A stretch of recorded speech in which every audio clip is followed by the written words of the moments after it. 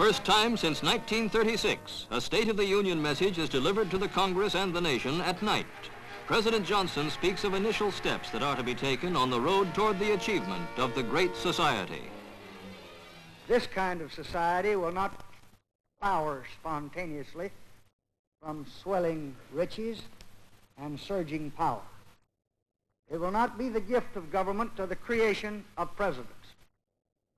It will require of every American for many generations both faith in the destination and the fortitude to make the journey.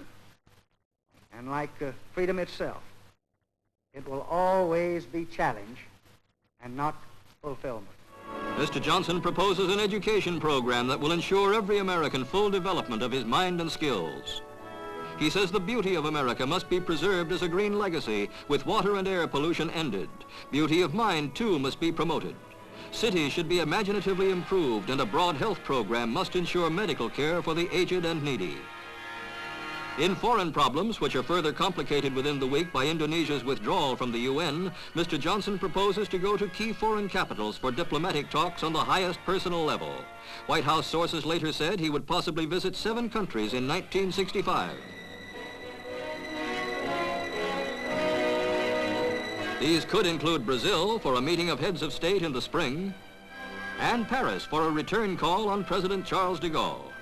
Without minimizing the danger of communism, Mr. Johnson suggests that Russian people and American people hear each other's leaders by television talks, to be made during reciprocal visits by these leaders. For upon the state of the world, says the President, largely depends the state of the Union. We seek peace. We seek freedom. We seek to enrich the life of man. For that is the world in which we will flourish. And that is the world that we mean for all men to ultimately have.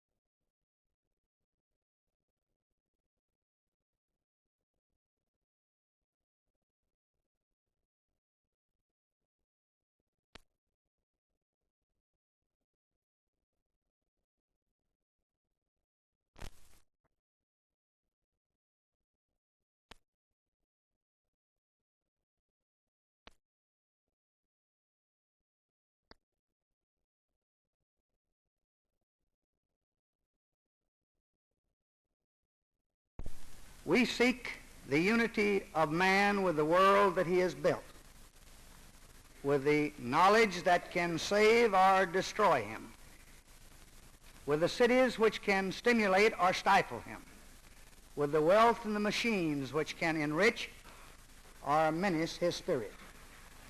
Yet we still live in a troubled and perilous world. There is no longer a single threat. There are many. They differ in intensity and in danger. They require different attitudes and different answers. With the Soviet Union, we seek peaceful understanding that can lessen the danger to freedom. Last fall, I asked the American people to choose that course. I will carry forward their command.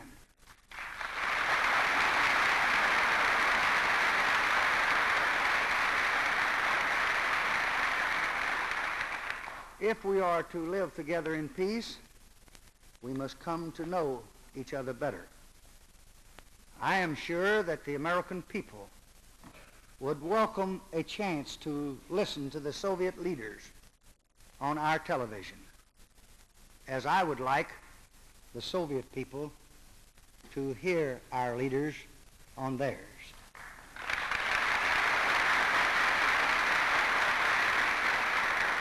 I hope the new Soviet leaders can visit America so they can learn about our country at first hand. In Asia, communism wears a more aggressive face. We see that in Vietnam. Why are we there? We are there first because a friendly nation has asked us for help against the communist aggression.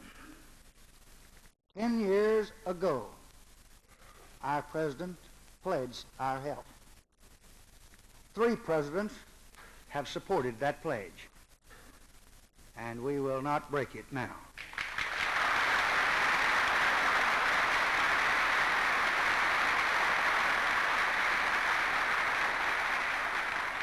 Second, our own security is tied to the peace of Asia. Twice in one generation, we have had to fight against aggression in the Far East. To ignore aggression now would only increase the danger of a much larger war. Our goal is peace in Southeast Asia. That will come only when aggressors leave their neighbors in peace. What is at stake is the cause of freedom. And in that cause, America will never be found wanting.